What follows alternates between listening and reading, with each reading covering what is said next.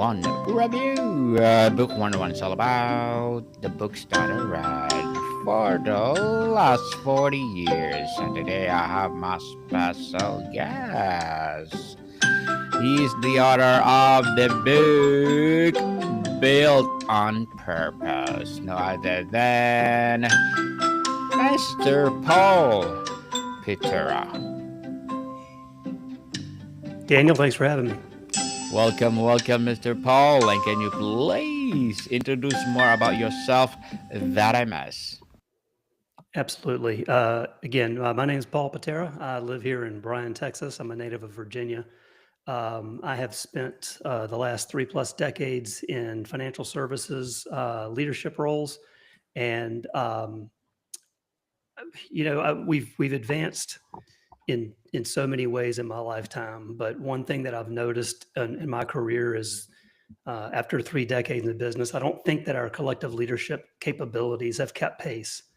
And I've kept notes and seen firsthand the differences between strongly led, well-managed organizations and ones that are maybe less so. And through those observations, I've kept a list of things that I've wanted to pay attention to make myself a better leader. And as I got to the latter part of my career, I decided I need to share this with others and give them the type of book that I wish I had when I was earlier in my career. So, student of leadership, student of business, student of well-run organizations, and somebody that wants to share what he's learned with others.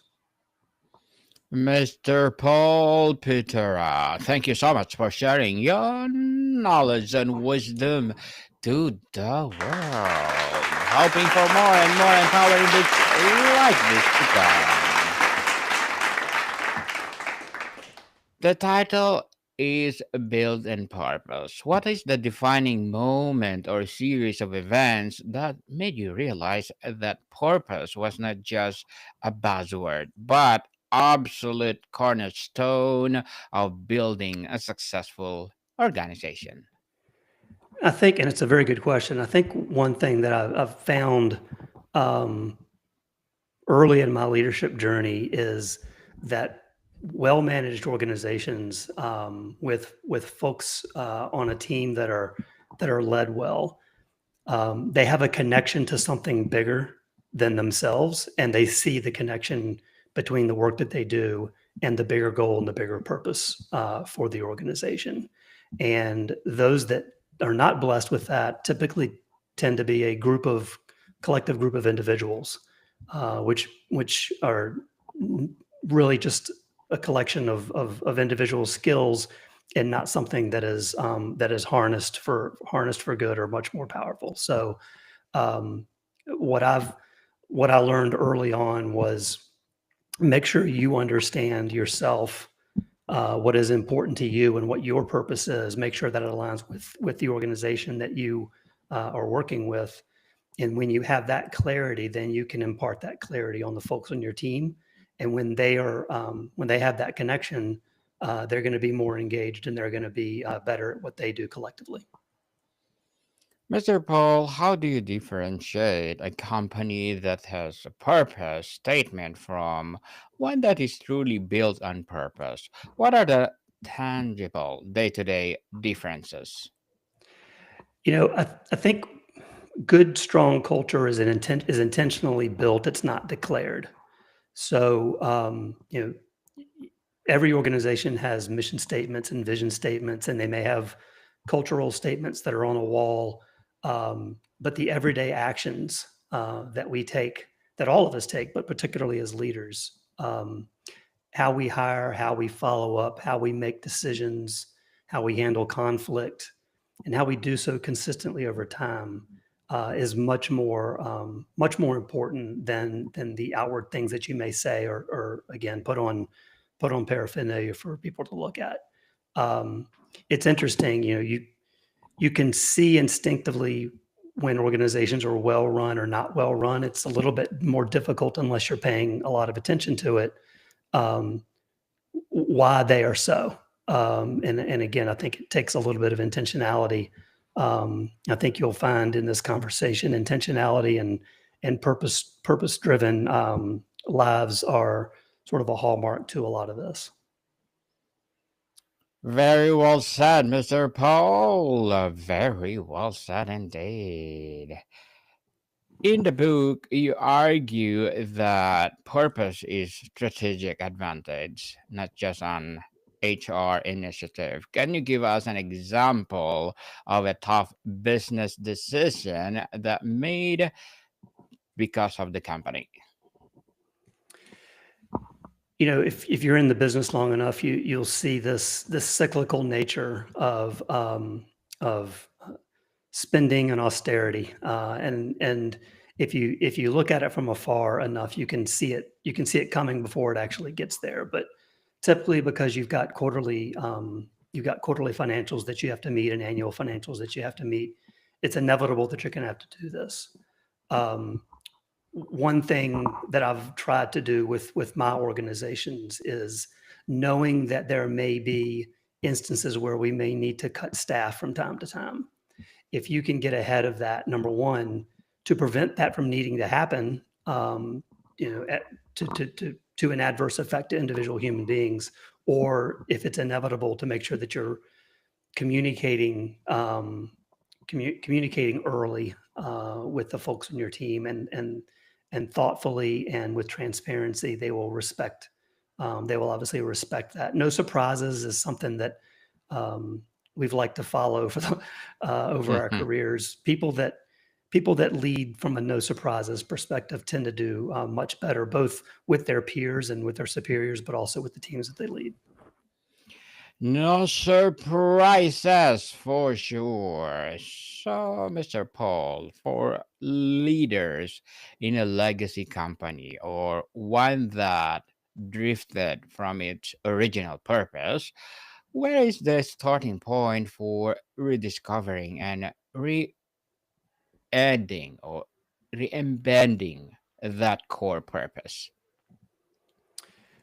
That's a good question. I think, again, I believe it always still starts with yourself and what is important to you as a leader, and hopefully what is important to you as a leader is not in conflict with what is important to the organization that you lead. But one thing I found is, you know, while outwardly measured components, whether it's hitting financials or other numbers, goals, metrics, the most powerful leadership always begins inward. So if you know what your North Star is and you can impart that on your team, it's going to be much easier to corral your subculture, and to make sure that group is in as good a place as it can possibly be. Any subculture is not necessarily going to be able to change the overall culture of the organization that you work for, the company that you work for. And there are always going to be decisions that are made that are outside of your control. However, any strong cultural company has a series of strong subcultures.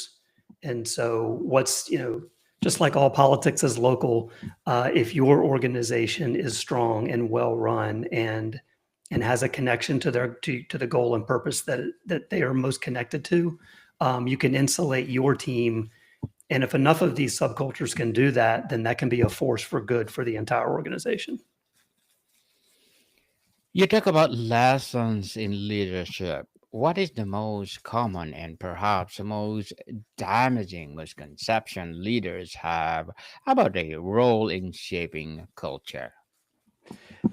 It's funny. And if I may back a little bit up and give a little bit of a preface to this answer, I open this discussion up with an observation or a belief that we don't our collective leadership has not kept up with other types of advancements, whether they be technological or operational in nature. And I think the two main reasons for that is companies do not consistently invest in leadership capabilities on their staff. It typically is one of the first items to be cut um, in the budget cycle. Um, and with especially in companies with a little bit higher turnover, it's hard to make or it's hard for some folks to justify the investment in educating and training their folks to be good leaders. But the other part of that is that people need to prioritize it themselves. So, and they need to invest in their leadership journey themselves. It takes that intentional effort. And I've always felt if it's important to you, you'll prioritize it. If you'll prioritize it, you'll do it. And if you do it, you'll get better at it. And so I think a misconception for a lot of folks when they get into leadership is, I got into this position because I was proficient at my job. And job proficiency is towards the bottom in my mind on the list of things that are important in being a good leader. And so I think the misconception there is if I just do more of what I did before, and I think of the folks that I lead as extensions of me tactically,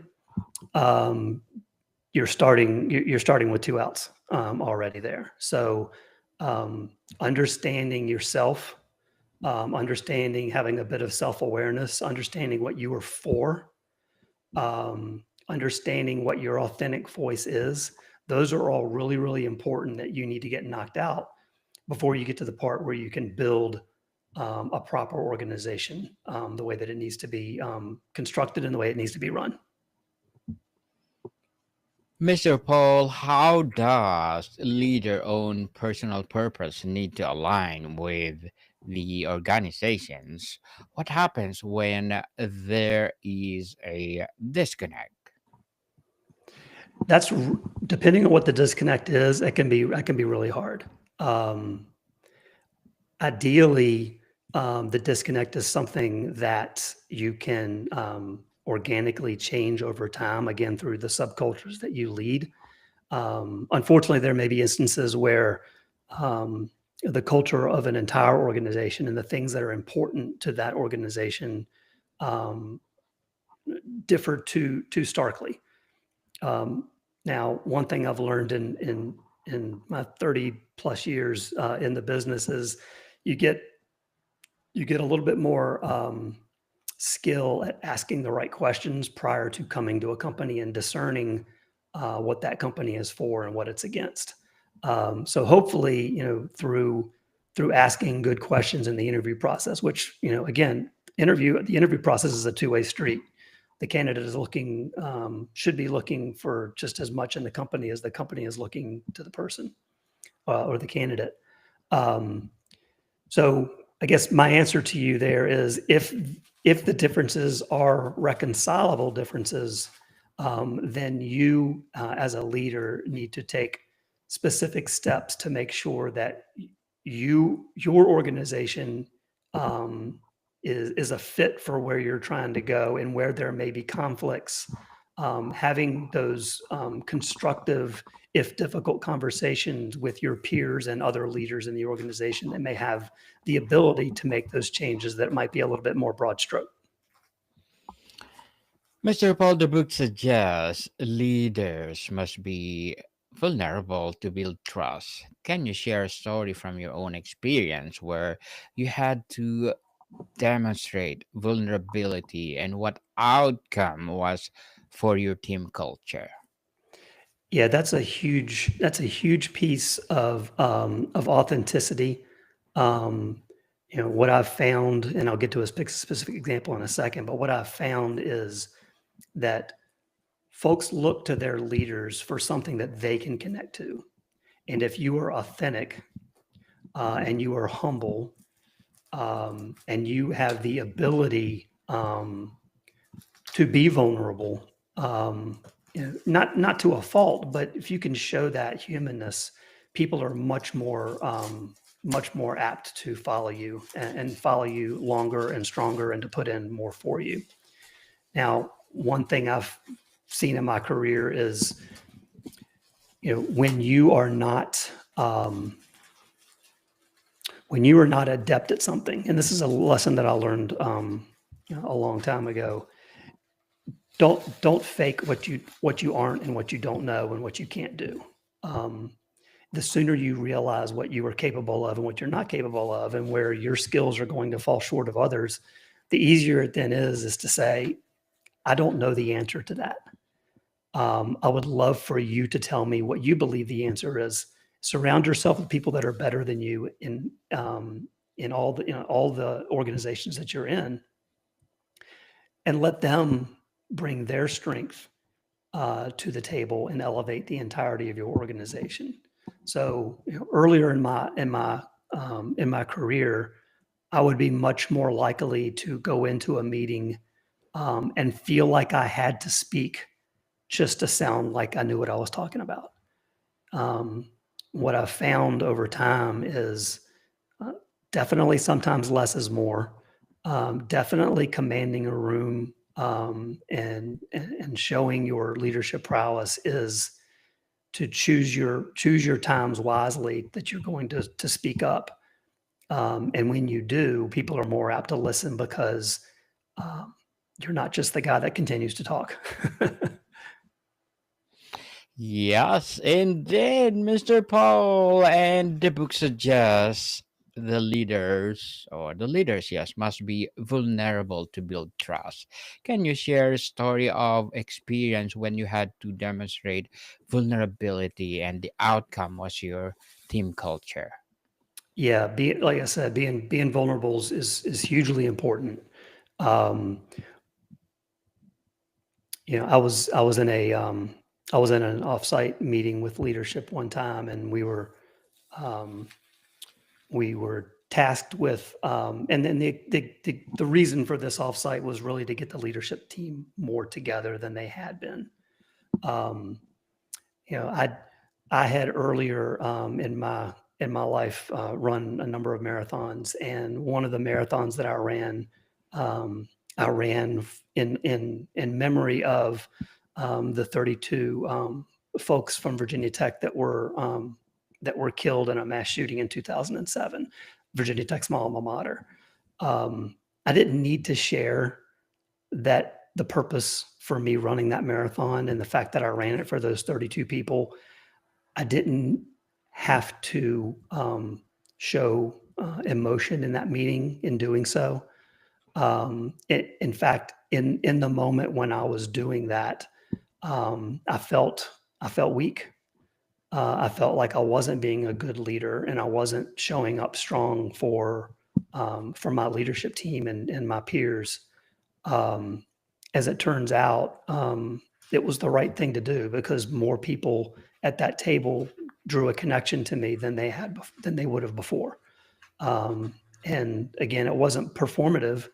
It was coming from a place in the heart, and by sharing that very emotional entry in my life, it did a lot for the strength of our team.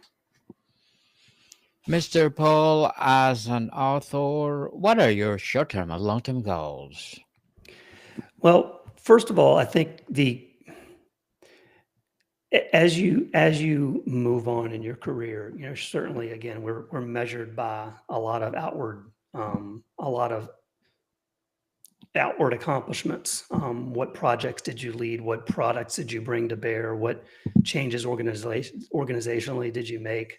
Um, that sort of thing. But how we succeed and with whom we do so is what we take with us and cling to us long beyond our tenure at a company. Learning from talented people around you is a major source of gratitude, and the impact that you have on others is far more important than the outward accomplishments that you would have. Um, so it's really important to me in writing this book to be able to pay forward the things that I've learned.